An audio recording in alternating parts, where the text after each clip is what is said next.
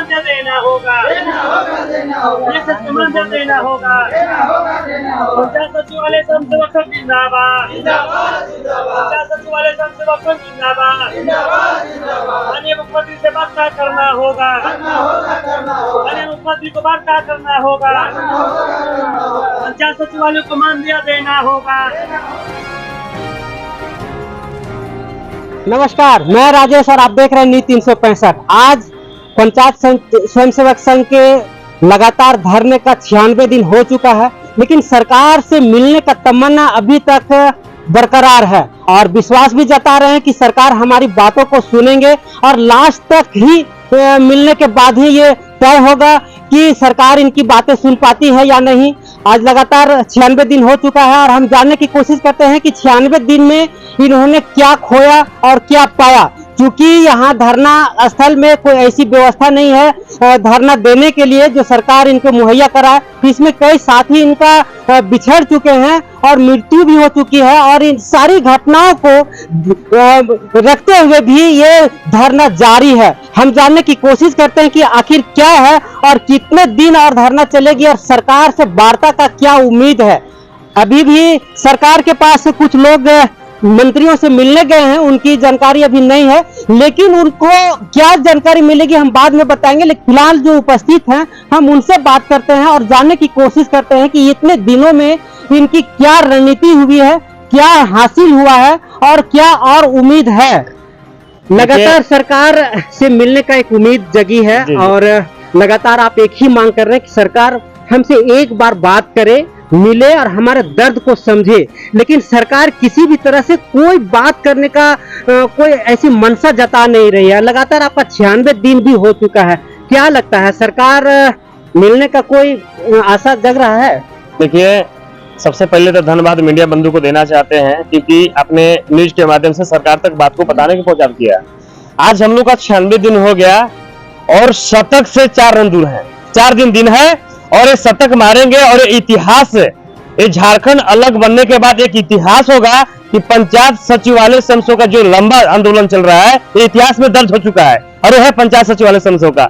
ये धरना 90 दिन मत कहिए, 900 दिन भी बैठना पड़ेगा तो हम लोग बैठेंगे और माननीय मुख्यमंत्री को हमारी मांगों को, क्योंकि हम सब झारखंडी है और झारखंड में काम कर रहे हैं, तो माननीय मुख्यमंत्री को हमसे वार्ता करना होगा और वार्ता ही नहीं करना होगा, हमारा मांग को देना होगा और मानना ही पड़ेगा, तबे ये आंदोलन टूटेगा, नहीं तो इसे टूटने वाला नहीं है। अभी हम लोग ने 4 तारीख को जो मंत्रालय के खिलाफ किया था उसमें हमारे आलमगीर आलम जो है उन्होंने दशहरा तक अल्टीमेट दिए हैं कि आप लोग दशहरा बाद सोचा जाएगा, तो हम लोग बैठेंगे, लेकिन हम लोग बैठने वाले नहीं है। झारखंड में जितने भी 81 विधानसभा क्षेत्र है, जितने भी विधायक हमारे हैं, चाहे वो पक्ष हो या विपक्ष हो, सभी को हम लोग घेरने का काम कर रहे हैं और आने वाले समय में घेरेंगे, चाहे वो आवास हो, चाहे जेएम कार्यालय हो, चाहे आपको कांग्रेस भवन हो, यानी सारा भवन को हम लोग घेरने का काम करेंगे और सारा मंत्रियों का घेरने का काम करेंगे और हम सरकार को मजबूर कर देंगे और एक कि हमारे से वार्ता कीजिए। और हमको विश्वास भी है, क्योंकि ये विश्वास है, इन्होंने बोला था कि हेमंत है तो हिम्मत है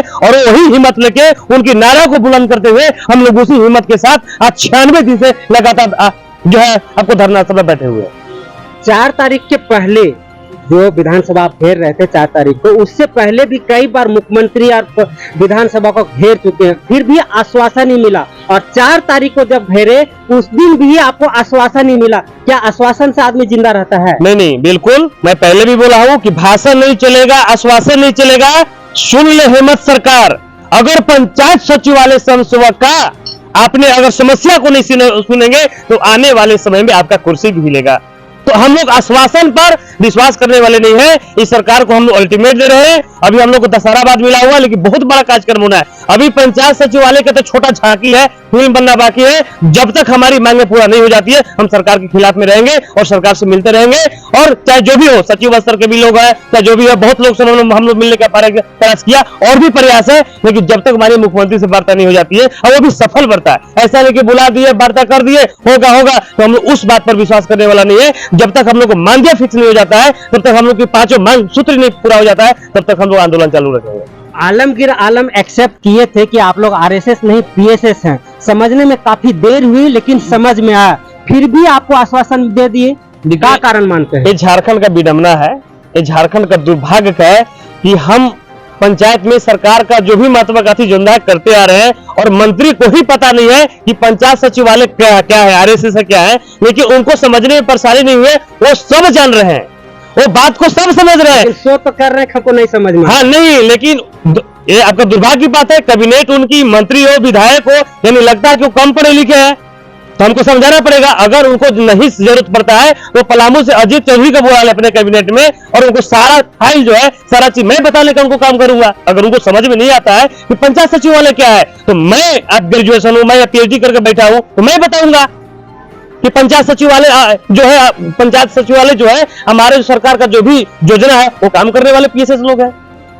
तो मुख्यमंत्री को ये समझ में नहीं आ रही है। मुख्यमंत्री को समझ में है, क्योंकि उन्होंने जहां जहां जा रहे हैं, अभी देखिए 4 तारीख को हम तो नहीं आए थे मंत्रालय ग्राम में, क्योंकि वो हमारे यहाँ पलामू में थे, तो मैं पलामू में उनको मांग, आपको ज्ञापन दिया, हाथ में दिया, उन्होंने बोला कि नहीं आपकी मांग जो है इस पर विचार किया जा रहा है। तो पता नहीं मुख्यमंत्री कब तक विचार करते रहेंगे, क्योंकि 4 साल बीत गई, लगता है कि आने वाला विषय में आचार संहिता भी लगने वाला है, तो आचार संहिता से पहले सुनेंगे कि कब सुनेंगे, कब विचार करेंगे, वो तो माननीय मुख्यमंत्री जी बताएंगे। तो हम झारखंडी युवा हैं, हम बैठे हुए हैं, तो जब तक माननीय मुख्यमंत्री हम लोग से नहीं मिलेंगे, क्योंकि देखिए कल भी जो है आपको देवघर के जो है आपको जिला अध्यक्ष आपको सौरभ जी के द्वारा भी जो है उनको ज्ञापन दिया गया, उनको हाथ में दिया गया, लेकिन जब भी उनको हम ज्ञापन देते हैं तो बोलते हैं कि आपकी मांग के ऊपर विचार किया जा रहा है, और पता नहीं क्या विचार किया जा रहा है, कि हम लोग पर क्या है को जेल जाने की विचार, हम सभी पीएसएस को जेल आपको भेजने की तैयारी कर रहे हैं, कि पीएसएस को हटाने की विचार कर रहे हैं, कि मानदेय देने की विचार कर रहे हैं, तो हम लोग अभी कंफ्यूज में हैं।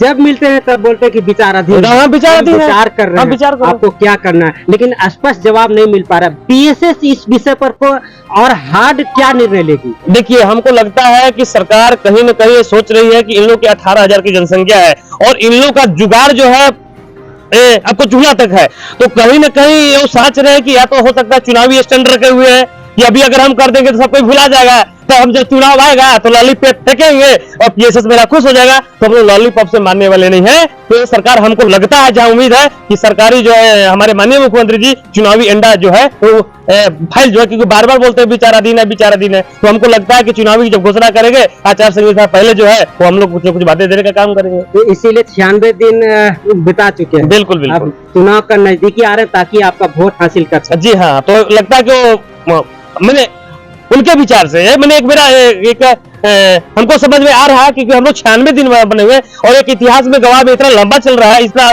तो माननीय मुख्यमंत्री को आ जाना चाहिए था, वो बोल देना चाहिए था। अगर उनको लगता है कि पीएसएस को हमारे मंत्रिमंडल में, हमारे पंचायत में उनको रहने का जरूरत नहीं है, तो मुख्यमंत्री आके और बोल दे कि हमारा सरकार में आपकी कोई जरूरत नहीं है, तो अब हम लोग हंसते खेलते हुए घर चल जाएंगे।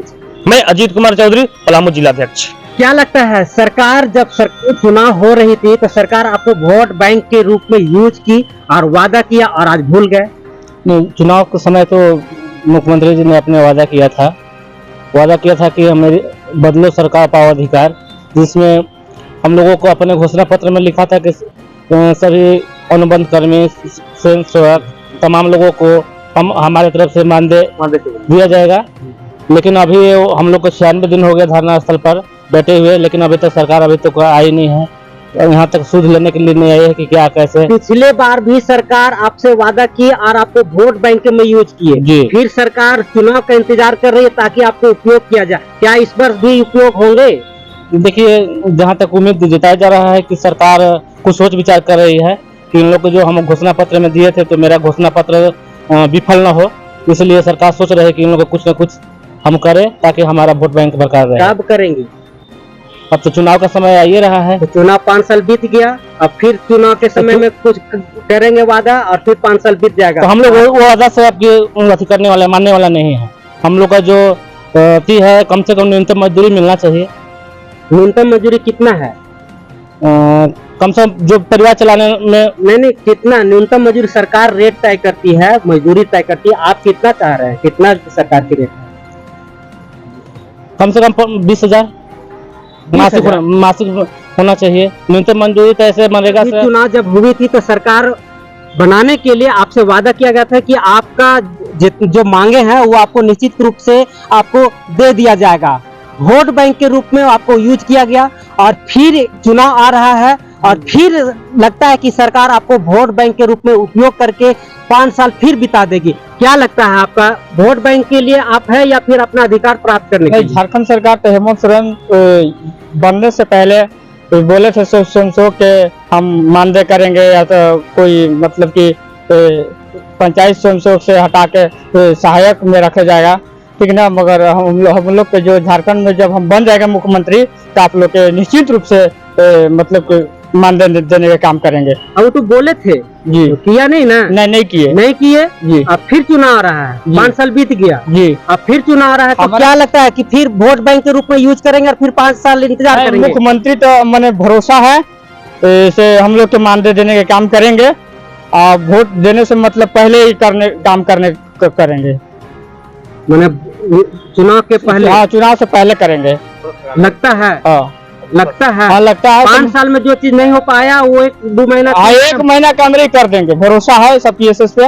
अच्छा, और मुख्यमंत्री के वातावरण के जिस तरह से चल रहा है और हम लोग के समझे से मानदेय नहीं दे रहे हैं तो कम से कम 1 दिन के। तो अभी लगातार हमने जिस तरीके से बात की, अब ये धरना टूटने की कगार पर है। अब लगता है कि ये पीएसएस 96 दिन के बाद धरना लगातार जारी नहीं रखेंगे, क्योंकि सरकार के जो भी नियम आएगा या जो भी कहेंगे वो मानने के लिए तैयार है। लेकिन हमने बात करवाई और इन्होंने अभी भरोसा भी जताया है कि जिस तरीके से पिछले चुनाव में हमसे जो वादा किया गया था कि हमारी सरकार बनती है तो हम 3 महीने के अंदर आपको परमानेंट कर देंगे और मानदेय भी बढ़ा देंगे, लेकिन ऐसा हुआ कुछ नहीं। अब देखना ये होगा कि फिर इस बार चुनाव में पीएसएस रणनीति का शिकार होते हैं या फिर वोट बैंक को लेकर के उसको यूज किया जाता है। अब लगातार इस तरीके के बातें निकल के आ रही हैं कि पीएसएस को अब चुनाव नजदीक आने के कारण उन्हें काम परमानेंट की जो प्रक्रिया वो नहीं हो रही है, इसके लिए